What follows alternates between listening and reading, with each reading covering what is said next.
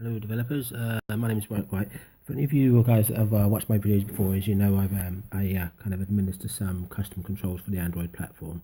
I just finished version 2 of my dial library, which is a great improvement on version 1.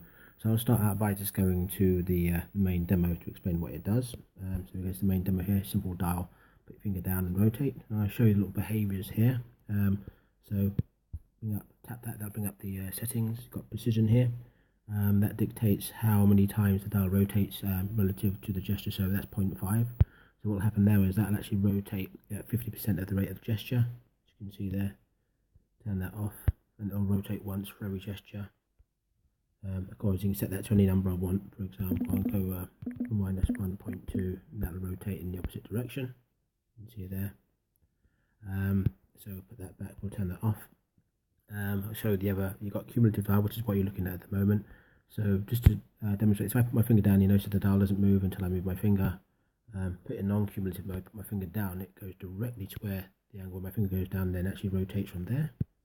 So put that back in cumulative. I've obviously got single finger mode, which you've been looking at. So I took that off and you need 2 fingers to rotate it. So put one finger down, doesn't move, 2 fingers down, it moves. Nice and straightforward there. Put that back in single finger. You've got angle snapping. These numbers probably don't mean anything to you, but the angles in this library are expressed in ratios of 0 to 1 rather than 0 to 360. So that represents 45 degrees, and that's 1/4 of that. So close that, and as you can see, it's angle snapping there. Also, you notice if you watch closely, it's rotating freely between snaps, and it snaps when it gets to a certain proximity. That's to do with this number here, basically. That's the kind of the amount of degrees of proximity that you have to get to before it actually snaps. So if this number is, say, 1/2 of this number or more, then there'll be no free rotations between snaps. So quickly demonstrate that. I'll put it 125 for the time being, 0.125, which is more than half. And as you can see there, there's no rotations, no free rotation between snaps there. Put that back to 0.03125 again. And as you can see, you've got free rotation between snaps. Max Constraint, that's pretty straightforward. That's just that makes it so it only rotates to the left 2.45 rotations, not to the right to the number that's in there. So I'll show you that there. Rotate there, it'll go down to that number and it will stop rotating. Clip there, detect that and reverse my finger, and it'll clip there. Nice and straightforward. And of course, you can actually intermix all these behaviours together. For example, if I put angle snapping on, then the angle snap and the min-max behaviour will actually work together, for example. So we'll take the angle snapping off there, and the min-max constraint. This is called behaviour, little fling to spin. That's the quick tap behaviour time there, so I'll put that to 75. The quick tap just means I can quick tap it and that menu comes up. That's a quick tap tolerance in milliseconds there. Fling to spin is pretty cool behaviour, very handy. So I'll show you these settings here. Basically, that's the fling distance. You have to move your finger 150 pixels. Releasing 200 milliseconds or less. I'll change it to 250, and then that will trigger a fling. And then these numbers here, that's the start speed of the spin animation, that's the end speed, and that's the amount, that's how long the fling animation actually lasts, that's 8 seconds. So I'll change that to 10, for example. When these two numbers are 0 here, the start speed and the end speed are 0, the fling speed actually happens relative to the speed of the actual gesture itself. So for example, if I go like that, if I fling it slowly, it flings slowly. If I fling fast, it flings faster. If I put, say, a number there, I put 10, that will start out at 10 spins per second and slow down to 0 spins per second. So you see that spin fast even though I flung it slow. And that'll spin for 10 seconds, it will slow it down. You can capture it in the middle of a fling, and that'll actually work. So we'll do here, we'll go back to settings again, and we'll put that back to 0. That's the more sensible setting.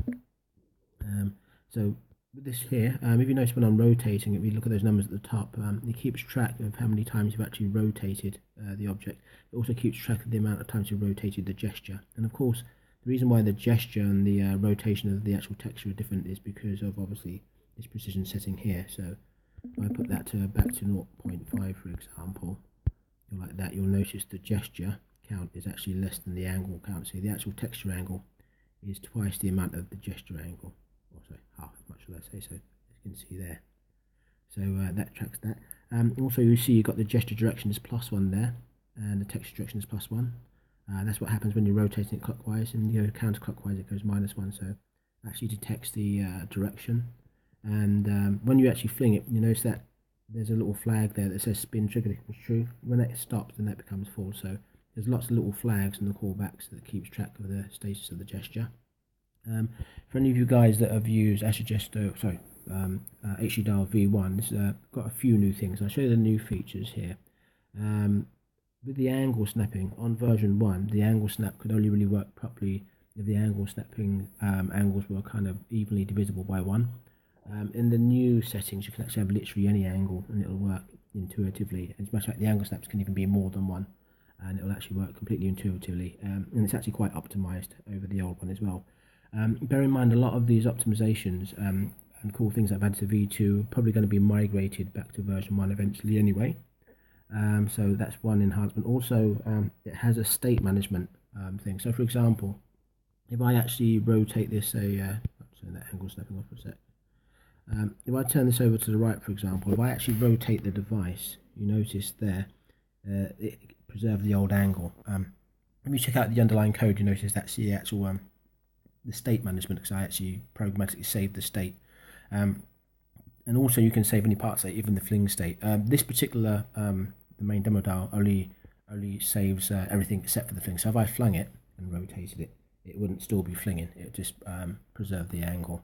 So I'm going to go to the other parts of the demo app here and show you what other cool things it can do.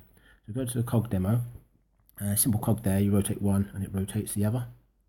See there, you've got a little box up there that says acting dials. When you put that off, you can actually rotate both of them individually at the same time there. So you see I'm rotating, touching them both at the same time. And now this cog demo actually demonstrates how cool the save state method is in the library. So I'll set that fling in there, I'll set that fling in there, and I'll rotate it, and that's actually stored and saved the state on rotation programmatically. So if you actually check out the underlying code, you'll actually see how that actually does that, for example. So I can spin one, and then put the acting dial on to start spinning the other, take it off, spin the other, rotate, and it saves and restores the state on rotation. So that's kind of a major new feature in version 2 over version 1. So put that back there. So we'll go back to this simple time picker demo. This actually demonstrates a few cool things. So we'll do the rotate the hour and hit the minute button at the top, then it'll rotate the minute, and then second, it'll rotate the second. Got a little keep time function there, which isn't a part of the library, it's part of the demo app. And basically this can fling as well. So for example, if I fling this, I've actually just flung the minute. If I change the hour while the fling animation is in progress, it will actually change the hour, and it'll change that dynamic. So this shows how you can actually have one dial act to another dial and it still interacts correctly and intuitively with the fling animation thread, which is a pretty cool feature. So also, this is a little note, the original library V1 didn't actually support the time picker and the date picker properly. I had to actually refactor the code. So another main main thing I wanted to achieve with version 2 is to be able to do all of these little demo apps without actually changing the original library, which I've actually achieved now. This is a date picker demo. Yeah, so we'll do a little fling to spin on a date picker demo. There we go. And again, rotate, and it actually restores the fling state on rotate. So that's another demonstration of that. Got a few settings here, like for example angle snapping. So that snaps into the months. This is designed so that when I'm actually rotating to the outside, it kind of rotates the date. And as I move to the month dial, it'll start rotating the month, 1 month at a time. It's easy to see that actually if I turn that off, as you can see there. The actual setting, the main settings actually persist here as well. So for example, if I slide to the inside, you'll notice that my thumb is parallel to the May part, regardless of how close my finger is to the center. If I go back to the settings, a couple of settings persist here. If I go to, was it cumulative dial, variable dial. I'll have to show you what variable dial does in a minute, because I didn't actually show that. I'll go back to that in a minute. So we'll go date picker. So what's going to happen now is when I get to the month dial, my finger moves to the month dial, the month rotation increases the closer I move to the center. So I'll explain to you how variable dial works, because I actually missed that in the settings. So go back to the main demo here. Settings. So you see I've got an inner precision there and an outer precision. That means when I'm rotating close to the center, the dial will rotate 5.2 times for every circular gesture I make, and then as I slide my fingers to the outside, it will actually slow down. So we'll go like that, and I'll show you how that works. As you see, rotating to the outside is kind of slow. As I move to the inside, the rotation rate actually speeds up. I'm actually going to be adding 2 other sections to this demo app. I'm going to be adding a little dial avatar, so you can like take a picture of yourself and make your face into a dial. And I'm actually going to be uploading something which allows you to fast forward and rewind videos, because this behavior here, this variable dial behavior, is actually used in a video app which I've actually made. If you go to the about section, you can actually find the link to it here, AB playlist demo. If we have a little look at that, that would bring up the Google Play Store, and that's actually a free demo app to show you how I've used the dial to fast forward and rewind videos, which is really cool. So that's actually all the behaviors. So what I'm going to do here, I'll leave that variable dial on. I'm going to put it quite high, so I can show you the fast list demo. I'm going to put that onto about 100, and okay, so we'll go here.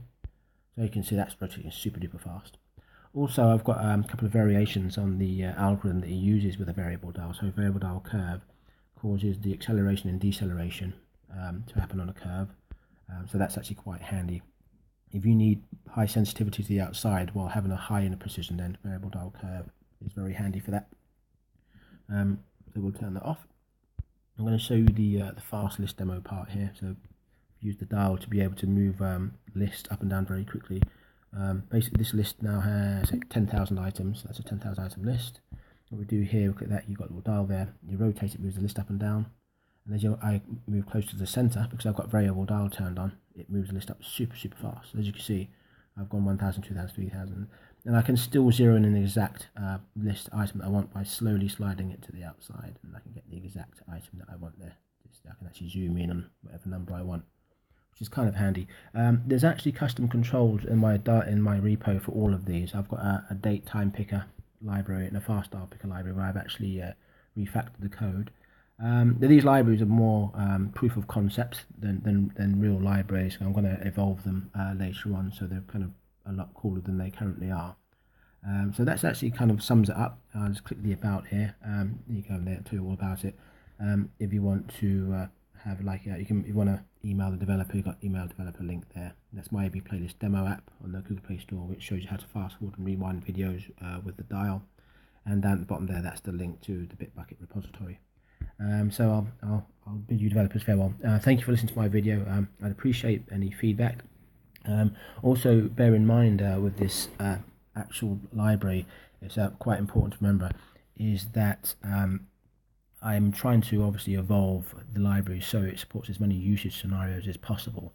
So if you're using the library and it doesn't support your usage scenarios, please do let me know. Let me know what you were trying to do, and I'll adjust the library for you. And I might even add a demo app to the actual library, so you've got some source code to work with.